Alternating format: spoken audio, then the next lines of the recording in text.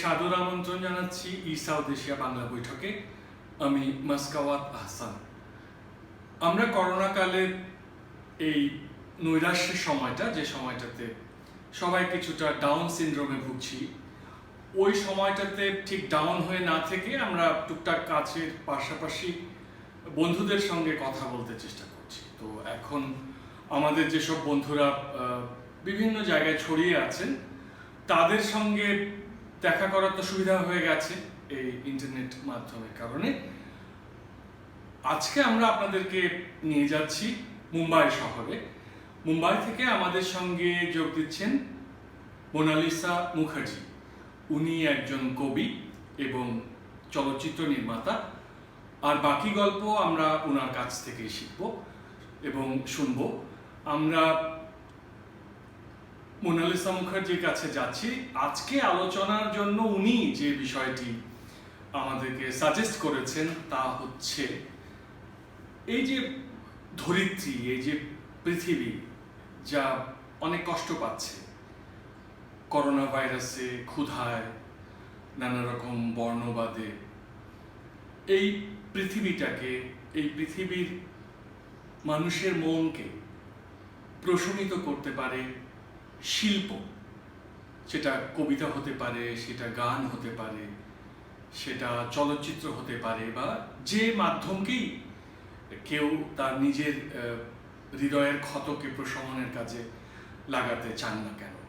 তো মোনালিসা মুখার্জি, আমরা প্রথমেই জানতে চাইছিলাম যে যতটুকু বুঝতে পেরেছি আমাদের আলোচনা থেকে যা বেরিয়ে এসেছে তা হচ্ছে আপনি বাঙালি নন, কিন্তু বাংলা ভাষা এবং বাংলা সংস্কৃতিকে এমন করে আত্মস্থ করেছেন যে বলে না দিলে এটা অন্য কারো পক্ষে বোঝাটা কঠিন যে আপনি বাংলা ভাষী নন।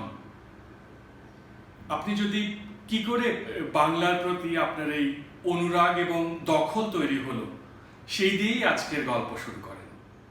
থ্যাংক ইউ মাসকাওয়াত ভাই, আশা করি নামটা ঠিক প্রনাউন্স করলাম। প্রথমত ই সাউথ এশিয়াকে অনেক ধন্যবাদ আমায় এখানে আজকে ডাকার জন্য। আমার জন্ম কলকাতায়।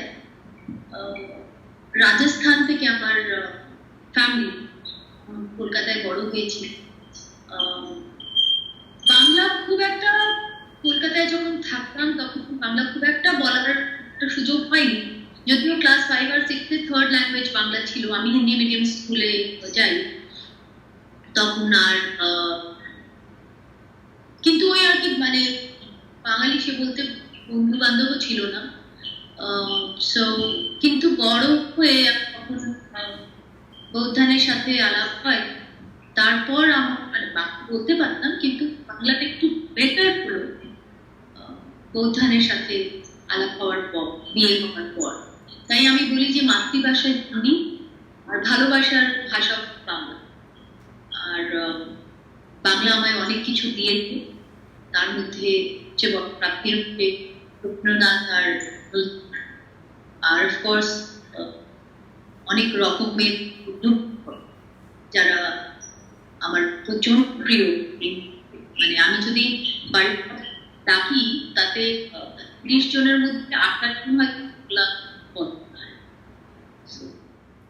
সেদিন আপনার সঙ্গে যখন পরিচয় হলো, একটুখানি আভাস পেলাম যে আপনার মায়ের কাছ থেকে আপনার মধ্যে কবিতা সম্পর্কে একটা ভালো লাগা এসেছিল এবং সেই সূত্রে কবিতাকে আপনি ভালোবাসেন। এটা অবশ্য খুব একটা মজার ব্যাপার যে পুরো দক্ষিণ এশিয়ায় কবিতার অঞ্চল, গানের অঞ্চল, বিভিন্ন এলাকার মানুষের মধ্যে কোনো না কোনোভাবে কবিতার প্রতি ভালোবাসা রয়ে গেছে। তো আপনার মায়ের এই যে কবিতার প্রতি ভালোবাসা এবং সেখান থেকে আপনার জীবনে কবিতা জড়িয়ে পড়া, আপনি যদি এই গল্পটা আমাদের জন্য বলেন। আপনি ঠিকই ধরেছেন, মার কাছ থেকে কবিতা পাওয়া, কবিতা শোনার ইলমটা পাওয়া। মা কবিতা লিখতেন, কবিতা ভালোবাসতেন, ছোটবেলায় আমার বড় হওয়াতে মানে আমাদের বাড়িতে বলতে পারে প্রত্যেক সপ্তাহে একটা ছোট করে কবিতার আয়োজন হতো, গান বাজনা বা সেতার শিখতেন মুস্তাফিজুর খান সাহেবের কাছ থেকে। তো যাওয়া আসা তো আমাদের বাড়ির খুব কাছে ওরা থাকতেন। তো আমার ওঠাটা has been very very very peaceful. I've been really happy and blessed যে আমি ওরকম একটা রাস্তাতে পড়তে পেরেছি। মা আমার মা খুব তাড়াতাড়ি জানেন, তখন আমি 10th জাস্ট পাস করি। তাই মার সাথে তখন অনেক অনেক রকমের কথা হয়, ফিলসফি হয়তো ক্লাস করার সুযোগ। তাই মার কবিতা দিয়ে মাকে তারপর আর চিনেছি, মার খবর আমি মাকে আরো চিনেছি। আর মার বন্ধু বান্ধবের কাছ থেকে কথা শুনে মাকে যেত। কিন্তু she was that guide, that star in my life. মানে মা তো সবারই গুরু হয়, প্রথম গুরু কারোর লাইফে মাই। আর আমার লাইফে মাকে তো খুব কম পর্যন্ত ছিল। she was really kind enough যে আমার জন্য এত কিছু ছেড়ে গেল যাতে আমি কি আরো ঘুরতে পারি আর গাইডে আমি চলতে পারি for the rest of it. এবার আমরা একটু শুনতে চাই আপনার চলচ্চিত্র ভাবনা নিয়ে। আমরা আপনার কাছ থেকে জেনেছি যে আপনি এবং আপনার জীবনসঙ্গী আপনারা দুজনেই এই চলচ্চিত্র জগতের সঙ্গে সম্পৃক্ত। সেই ক্ষেত্রে বলা যায় যে আপনাদের বাসাটাই একটা শিল্প ভুবন, মানে যে কাজটা করতে ভালো লাগে সেই কাজটাই আপনারা করছেন। আর এটা জীবিকার সঙ্গেও একটু জড়িয়ে গেছে। সেটা হয় মানুষের যে ভালো লাগার কাজ, সেটা যদি পেশা হতে পারে এর চেয়ে আনন্দের আর কিছুই নয়। আপনার এবং আপনার জীবন সঙ্গীর এই যে চলচ্চিত্রের পথ চলা, এ নিয়ে একটুখানি আপনার অভিজ্ঞতার কথা শুনতে চাই। আমি আর আমার হাজবেন্ড করেছি, আমরা বম্বেতে প্রপার্টি হাউস চালাই, তাতে আমরা বিজ্ঞাপন ছবি দেয়। আর এই সূত্রেই আমাদের দেখা হওয়া 2002। বিজ্ঞাপনে আমিও কাজ করতাম, তখন ও কাজ করতো।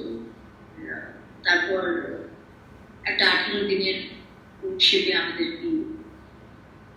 আর 2012-তে আমরা সিনেমা বানাই বাংলাতে, বিজ্ঞাপন। আর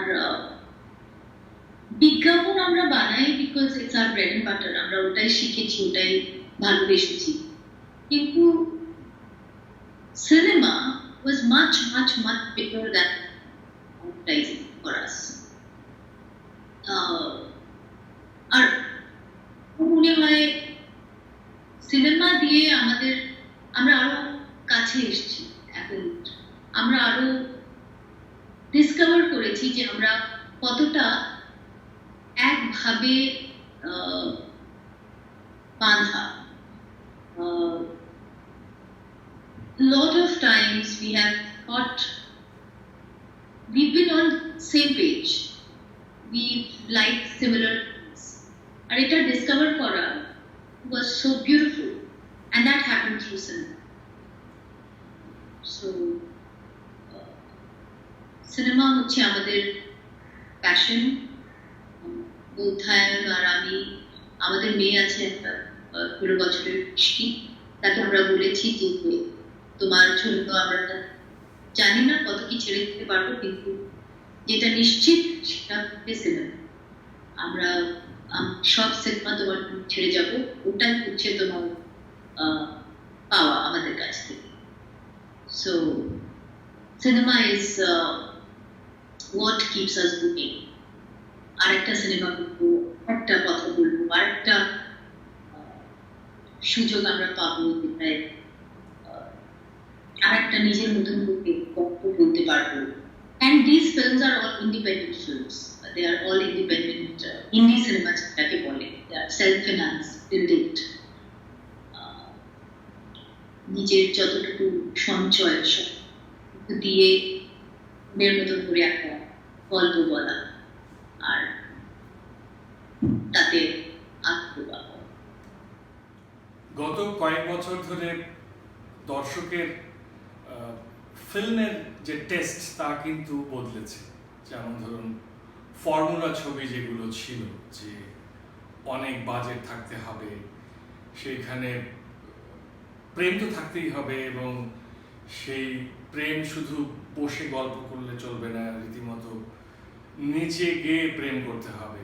এবং ধরুন সেখানে নায়িকার বাবাকে অনেক ধনী হতে হবে, যে এই নায়ককে মেনে নিতে চাইবে না, কখনো হয়তো ব্ল্যাঙ্ক চেক ছুড়ে দিয়ে বলবে যে তুমি তোমার অঙ্কটা বসিয়ে নাও, আমার মেয়ের জীবন থেকে সরে যাও। তো এই যে ফর্মুলা মুভিগুলো ছিল, যেগুলো দেখে এই পুরো দক্ষিণ এশিয়ার মানুষ হাসতো, কাঁদতো, বিনোদন বলতে এটাই বোঝাতো। তারপর অ্যাকশন ছবি যেখানে খুব মারপিট হবে এবং মানুষের মধ্যে যে অনেক হতাশা, সেগুলো ওই মারপিট দেখে, মানে ভিলেনকে মার খেতে দেখে, এই বাস্তবের ভিলেনকে তো আর সাধারণ মানুষ মারতে পারে না, তো ওখান থেকে একটু আনন্দ খুঁজে নিত। এই যে একটা বলা যায় যে প্রশমন দর্শকদের, সেটা থেকে সরে এসে এখন গল্প বলা হচ্ছে।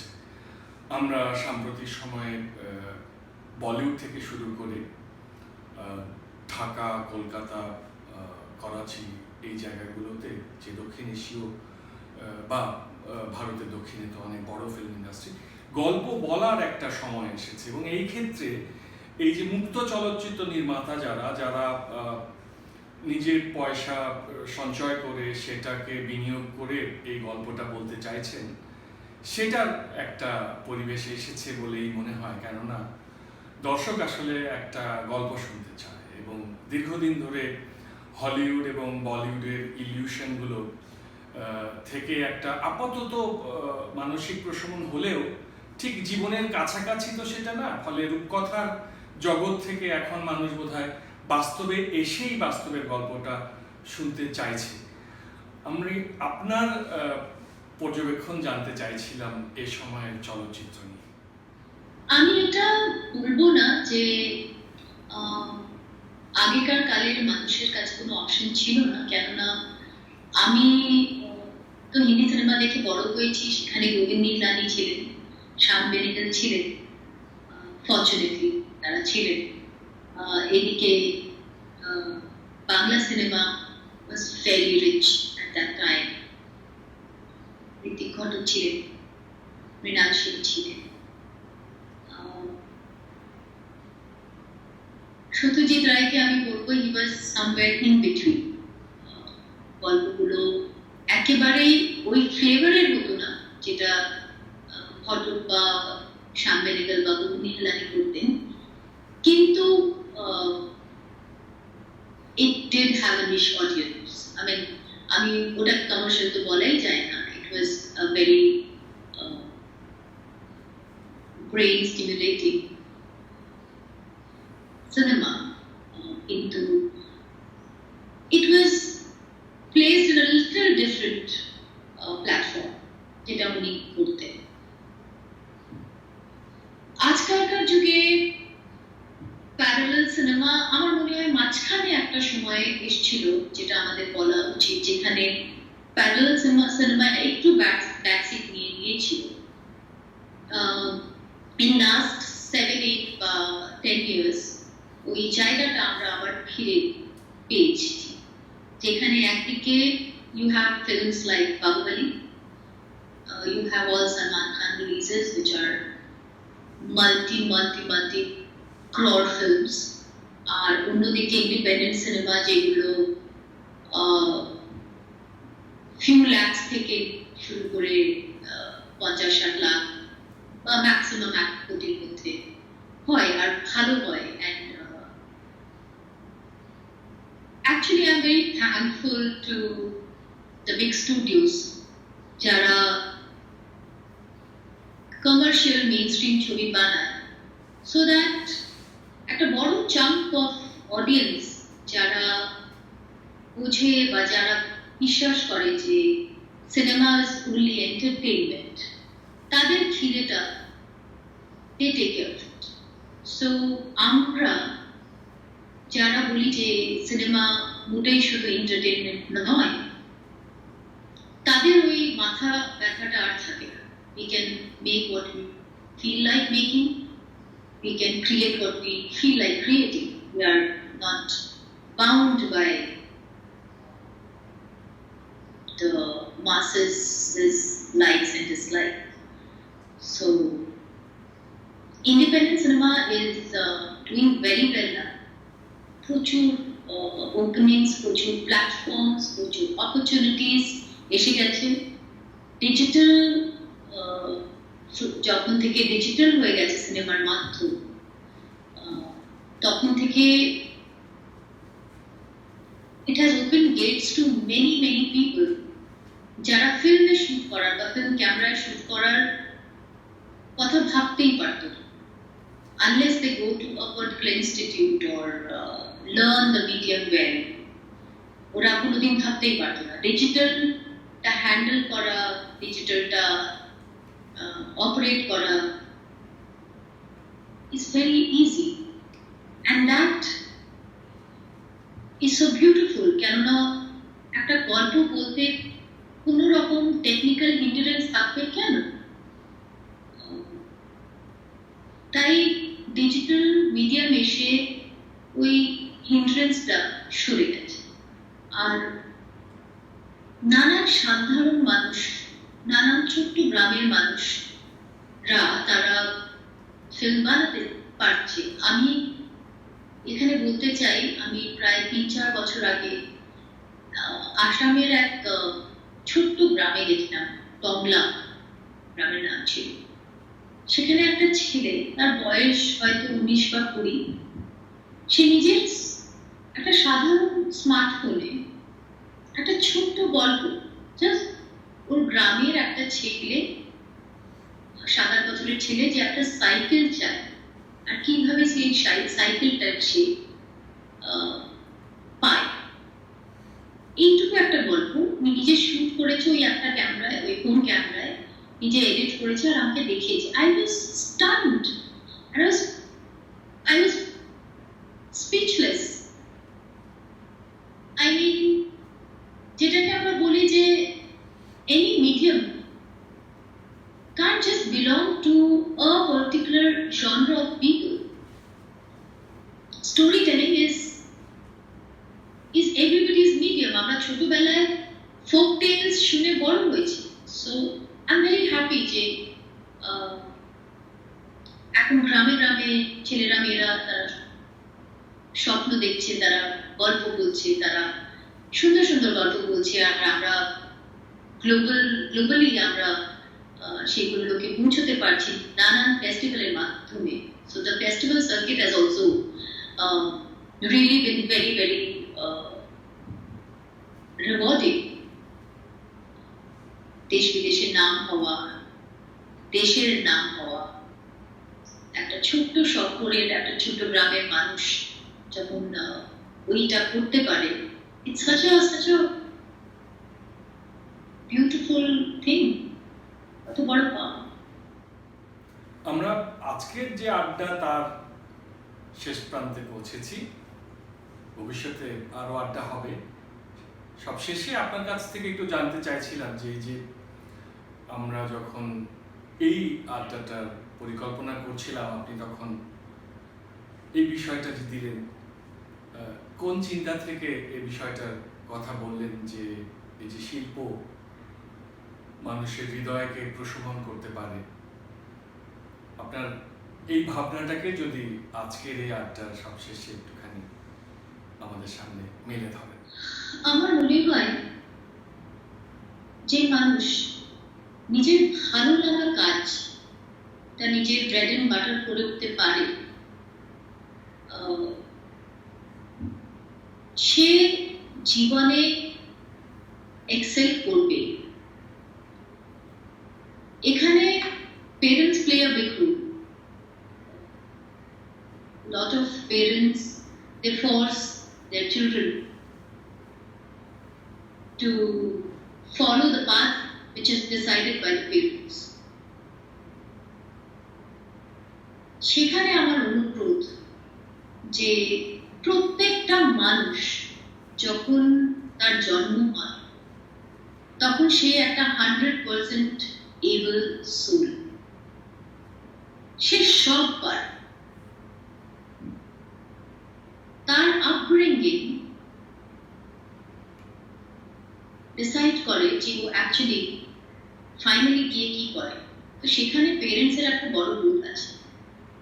আমাদের বড় হওয়াতে আনফর্চুনেটলি ভীষণ ডিসএম্পাওয়ারিং পেরেন্টিং কাজ করে। পড়াশোনা করো, নাহলে তোমার কিচ্ছু হবে না। You are born zero.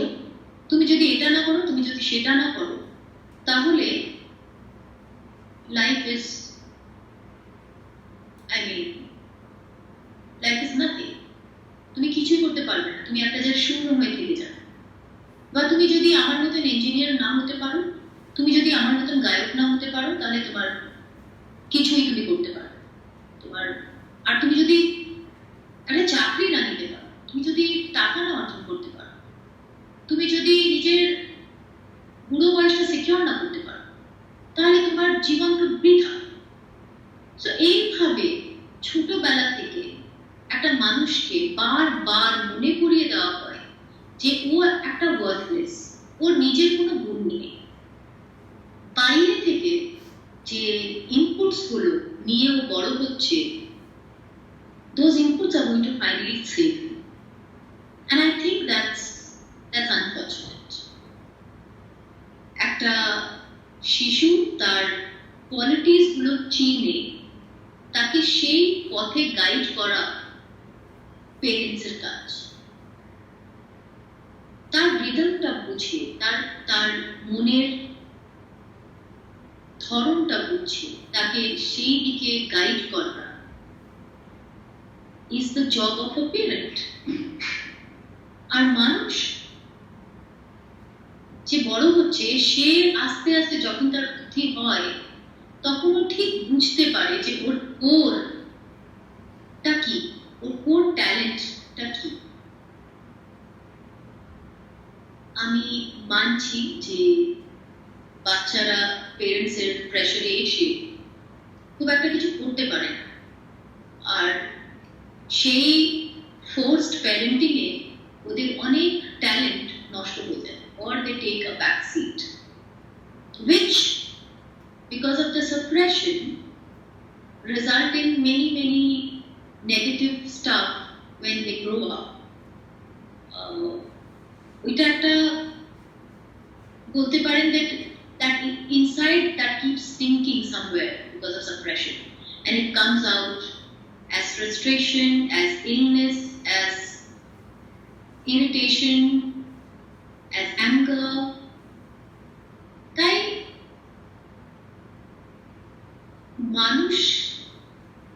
মানুষের কি ধরন, মানুষ কি নিয়ে বড় হয়েছে, ওর কি ট্যালেন্ট, ওর কি বেসিক ট্যালেন্ট, সেইটাকে চিনে তাকে বাড়তে দেওয়া is the real parenting, I would say. আর বাচ্চাকে এটা শেখানো যে you'll be able to fight with any situation, deal with any situation that will come, and এই ট্রেনিংটা ওকে দেওয়া, তাতে ও যদি যেন নিজের মতন কাজ খুঁজে, নিজের মতন কাজ নিয়ে ভালো লাগা কাজটা করতে পারে। On a Monday morning, if you're sulking, going to office, going to work, then that's not the life that you must lead.